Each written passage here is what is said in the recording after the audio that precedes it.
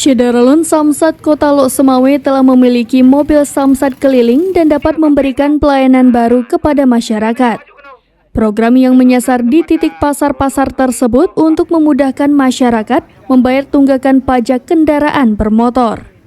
Kepala UPTD 5 BPKA Wilayah Lok Semawe, Khaidir mengatakan Samsat Lok Semawe melaksanakan sosialisasi terkait keberadaan pelayanan Samsat keliling di pasar dengan jadwal yang telah ditentukan pada sejumlah titik. Jadwal layanan Samsat keliling yaitu setiap Senin di Pasar Gedong, Kecamatan Samudra, dan Selasa di Pasar Krung Mane, Kecamatan Muara Batu, Aceh Utara. Kemudian Rabu di Pasar Batupat, Kecamatan Muara 1, Lok Semawe. Kamis di Pasar Buloh Blang Ara, Kecamatan Kuta Makmur, Aceh Utara, dan Jumat di Pasar Inpres, Kota Lok Semawe. Pelayanan dari pukul 9 sampai 13 waktu Indonesia Barat, kecuali hari Jumat pukul 9 sampai 12 waktu Indonesia Barat.